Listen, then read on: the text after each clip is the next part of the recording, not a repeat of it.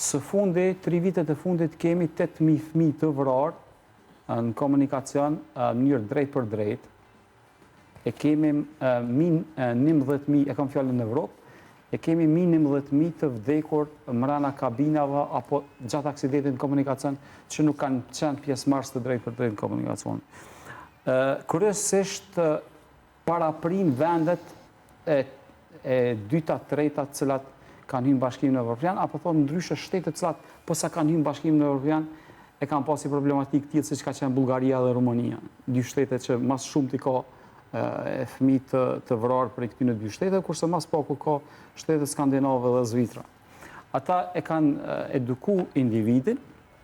Ishtë një aplikacion që e prezentun zvicrant ku e marke fëmijë telefonin edhe bëjke si loj edhe shike ku ka medal, kur dojke medal ku nuk ka vend kalim të komësorve, dilke një i koqë dhe parandalejke dhe tëtë e bëjshin form loje që e vetë disojshin qytetarin. Kjo gjatë tillë nuk ndodh.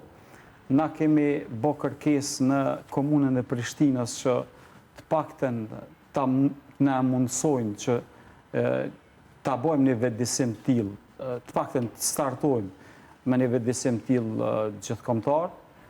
Edhe në Ministrinë e Infrastrukturës gjithashtu kemi dërguar email zyrtare, edhe asnjëherë në asnjë rast nuk na u ka përgjigj askush. Unë jam i prirë për me kritiku, kështu kam logikën, dhe mendoj që Bill Gates thotë një thënie shumë mirë, thotë fatin më të mirën kemi pas për personat që na kanë kritikuar se mi përmirësu shumë.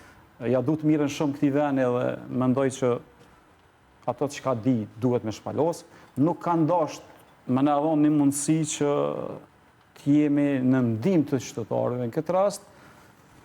Edhe nuk e di sa do të zgjatë. Unë e kisha bërë thirrje për këtij televizioni që kjo logjik të funksionoj, që ta marrë model Konventin e Vienës, e cila është kushtetuta e komunikacionit, akti më i lartë juridik evropian për komunikacionin, gjë që na sot kemi mangësi të ligjit të cilët veç e tham më herët në diskutim, atëherë marrëm për bazë Konventin e Vienës dhe kësaj i zgjedhën problematikat në komunikacion.